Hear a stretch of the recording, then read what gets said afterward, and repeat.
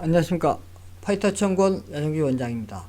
오늘은 현 정부의 부동산 정책에 대해서 좀 말씀드리고자 합니다. 특히나 6.17 대책이 발표된 이후에 갭 투자가 어려워졌죠. 사실 갭 투자는 가난한 사람들이 어떤 전세를 끼고 집을 사서 실제 도요는 아주 조금 들어가는 거죠.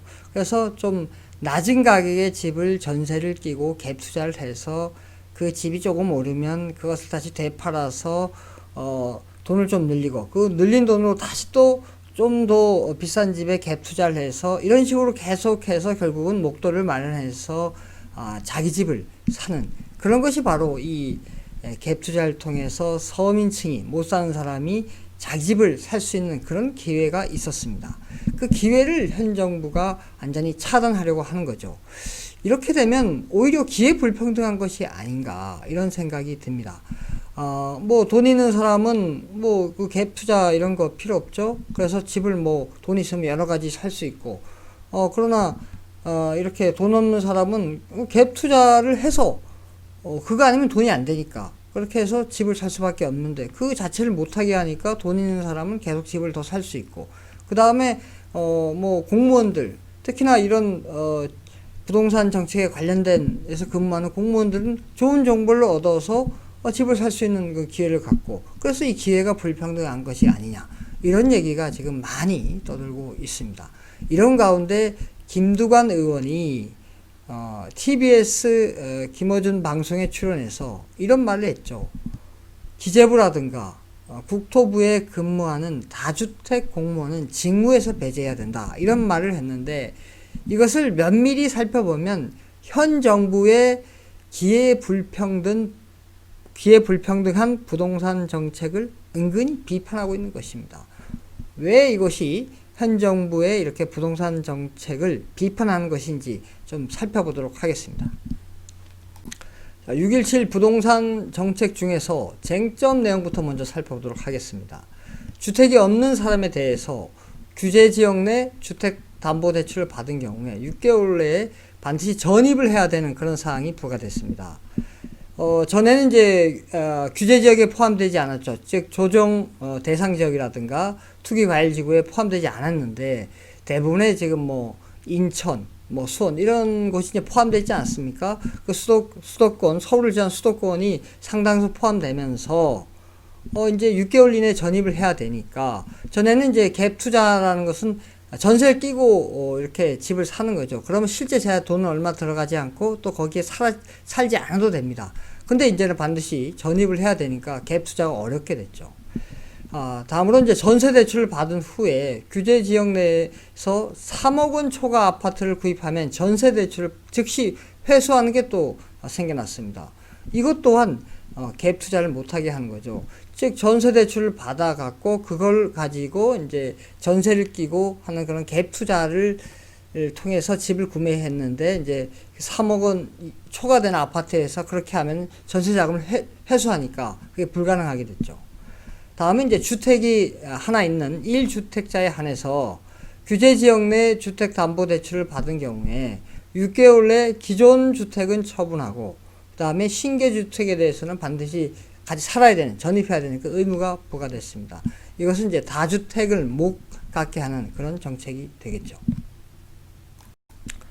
자, 이러한 그 6.17 대책 이전부터 쭉 뭐 많이 이 정부 들어서 정책이 이루어졌는데 그 부동산 정책의 핵심적인 그 문제점이 뭔지 한번 살펴보도록 하겠습니다. 자, 이해를 돕기 위해서 아주 쉬운 그래프를 제가 제시했습니다. 자, 여러분들 뭐 중학교 때라든가 고등학교 때 많이 본 그래프입니다. 수요와 공급 곡선 그래프인데 이거 부동산 시장에도 그대로 적용됩니다. 그래서 수직축은 부동산 가격이고 수평축은 부동산 수량, 뭐 부동산 수요라든가 부동산 공급을 의미합니다. 그래서 파란색이 이제 수요와 공급 곡선인데 이 상태에서 이제 여기에 이제 저게 P0 그게 최초 가격이죠. 최초 부동산 가격이고 Q0가 최초의 뭐 부동산 수요량, 그 다음에 부동산 공급량이 되겠습니다. 이 상태에서 정부가 들어와서 여러 가지 부동산 정책을 피니까 즉 빨간색인 그런 최종 수요가 딱 올라갔지 않습니까? 공급에는 거의 뭐 손을 대지 않고 지금 수요에 모든 그 규제 정책에 수요에 포커스가 맞춰져 있는데 그 최종 수요가 쭉 올라갔습니다. 빨간색이. 그 수요가 올라가니까 P1 가격이 올랐죠. 부동산 가격이. 그 다음에 Q1 부동산 수요와 부동산 공급량이 늘었습니다. 자, 요게 실제 나타난 현상인데, 근데 이게 나타나기 위한 과정을 보면 이 투기 수요가 오른쪽으로 그 수요 곡선이 쫙 올라갔죠.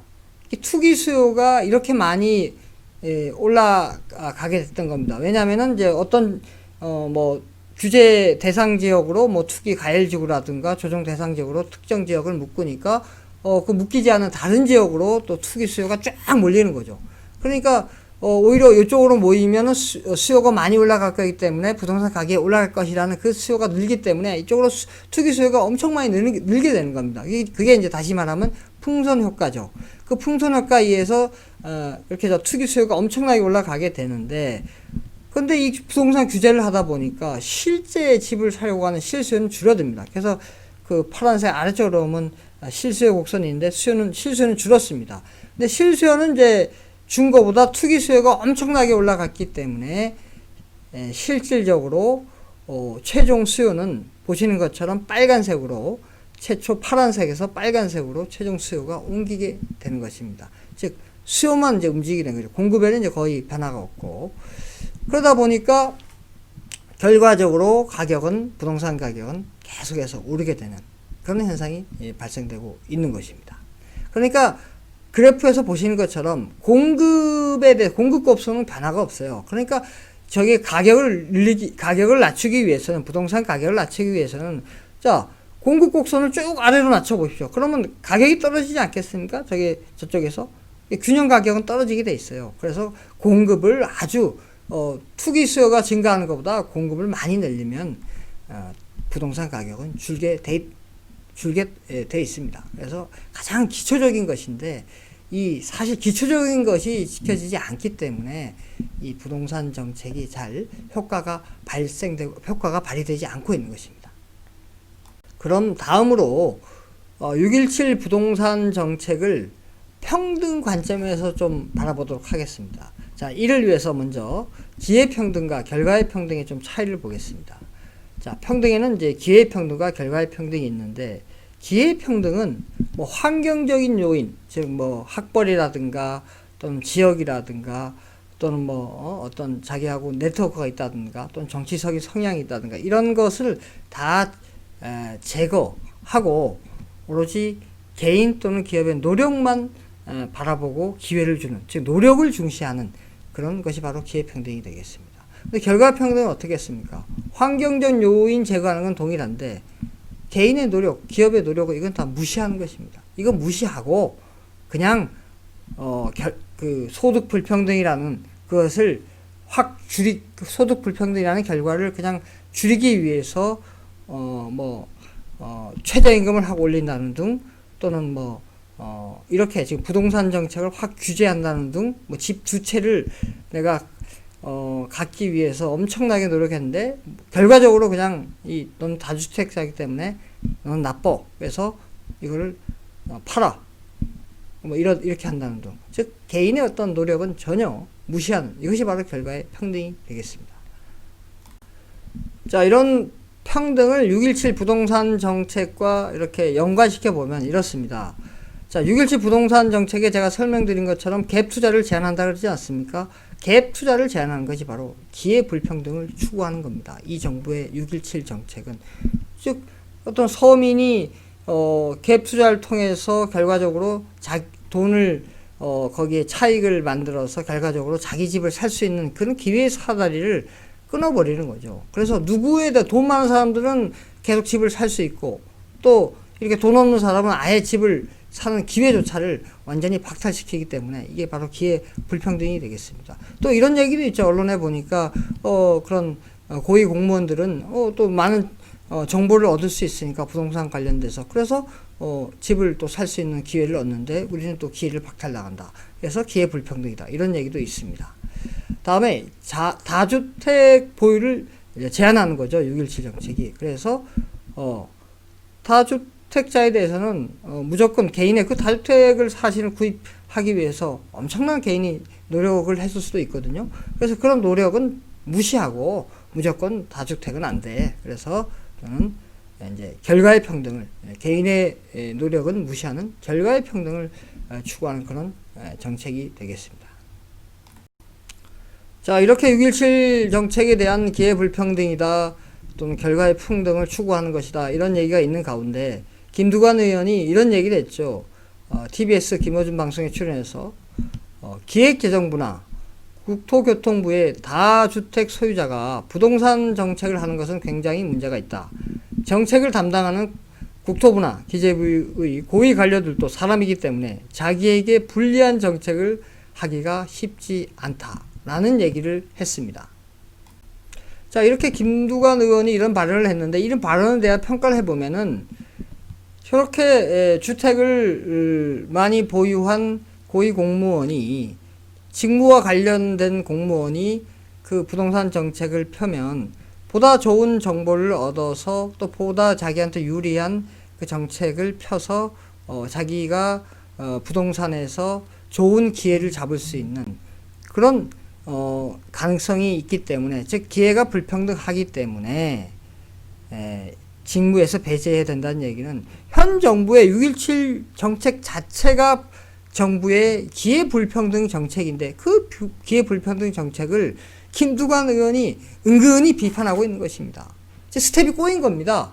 이 자체만 딱 볼 때 이거는 기회 불평등이다. 자기가 판단할 때 그랬는데 아니 현 정부의 한 6.17 정책이 기회 불평등인 것입니다. 그래서 자기도 자기 편을 갖다가 공격할 수밖에 없는 그런 지금 처지에 놓인 것입니다.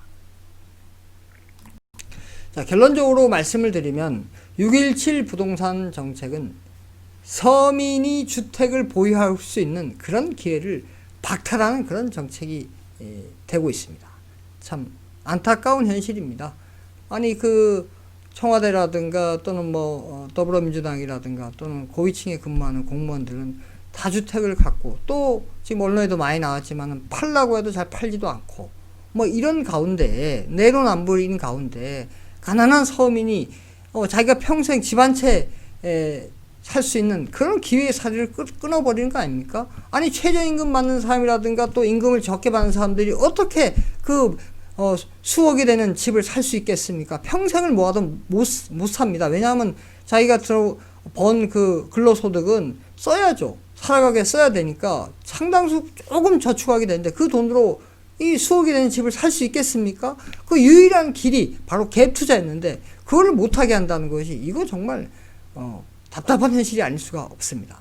자, 또한 6.17 부동산 정책은 개인의 노력, 아니 내가 예를 들어서 정말 2주택자의 경우에 저희 친척 중에도 2주택자가 있는데 정말 최저임금 받고 하는 그런 분이었습니다. 그러나 열심히 해서 갭 투자를 하고 그 갭 투자도 엄청난 노력과 끈기가 있어야 되는 거거든요. 많은 노력을 통해서 결국은 한 30년에 걸쳐서 이제 겨우 이제 그 비싼 집은 아니지만 집을 2채 가진 저런 친척이 있습니다.